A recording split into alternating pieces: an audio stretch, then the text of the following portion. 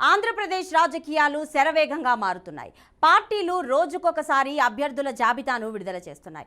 మరోవైపు 4 సంవత్సరాలుగా పశ్చిమ గోదావరి జిల్లా నరసాపురం పార్లమెంటుకి దూరంగా ఉన్న రఘురాం కృష్ణరాజు కోర్టు అనుమతులతో నియోజకవర్గానికి వచ్చి 3 రోజులుగా పర్యటిస్తున్నారు.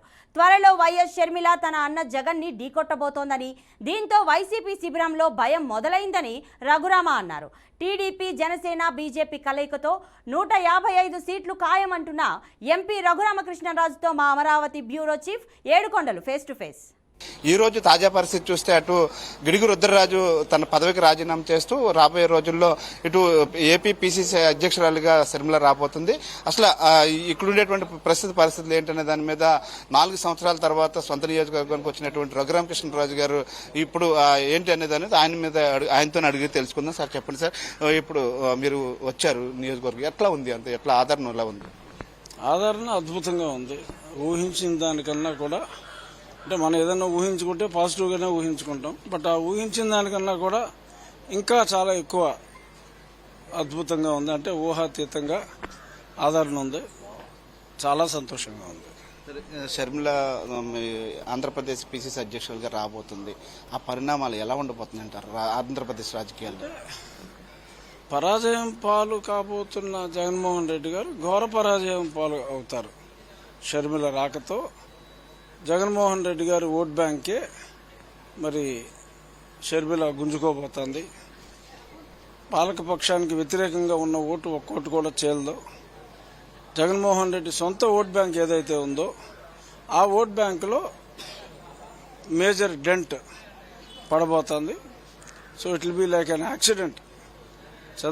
జగన్మోహన్ రెడ్డి గారి పార్టీ యాక్సిడెంట్కి గురి కాబోతోంది. షర్మిల కారు వచ్చి గుద్ది ఆయన పార్టీ అనబడే కారు యాక్సిడెంట్ అయ్యి ఇన్సూరెన్స్ కూడా పనికిరాదు, మొత్తం కారు మార్చాల్సిందే. వైసీపీ రాజకీయాలు చూస్తున్నారు, స్థానసలనాలు అనేది భారీగా జరుగుతున్నాయి. అయితే దీని మీద కొలుసు పార్థసారథి మాట్లాడుతూ బీసీలని, ఎస్సీలని చిన్నచూపు చూస్తున్నారు, వాళ్ళు గెలవలేరని నిర్ధారించారు అని చెప్పేసి ఆయన అసహనం వ్యక్తం చేశారు. దీన్ని ఎట్లా చూడాలి? బీసీలని, ఎస్సీలని పాపం ఆయన ఎప్పుడూ చిన్నచూపే చూశాడు. వాళ్ళకి తెలుసుకోవడానికి 4.5 సంవత్సరాలు పట్టింది అంతే. అతను ఎప్పుడూ కూడా ఎవరినైనా సరే జగన్మోహన్ రెడ్డి చూసేది చిన్న చూపే. కాకపోతే ఇన్నాళ్ళు తట్టుకున్నారు. ఇప్పుడు పార్టీ వచ్చే అవకాశం లేదని కూడా తెలుసుకున్న తర్వాత చిన్న చూపు చూస్తున్నారు అనేది పైకి వచ్చింది. అంతే తప్ప ఆయన ఎప్పుడు చిన్న చూపే చూశాడు, ఎప్పుడు అందరినీ అవమానించాడు. కానీ మళ్ళీ ఇతనే వస్తాడేమో, ఎందుకులే తలకాయ నొప్పి అని చెప్పి అందరూ ఎదురు చూశారు. రాడని అర్థం చేసుకున్నారు కాబట్టి అందరూ బయటకు వస్తున్నారు. సార్, ఫైనల్ గా నరసాపురం నియోజకవర్గ ప్రజలు ఎంత ఆసక్తిగా చూస్తున్నారు. ఒక డైనమిక్ లీడర్, సొంత నాయకుడిని ప్రశ్నించగల దమ్మున్న నాయకుడు 4 సంవత్సరాలుగా ఇక్కడ లేరు. ఇప్పుడు మరొకసారి వచ్చారు. ఏ పార్టీకి వెళ్ళబోతున్నారు?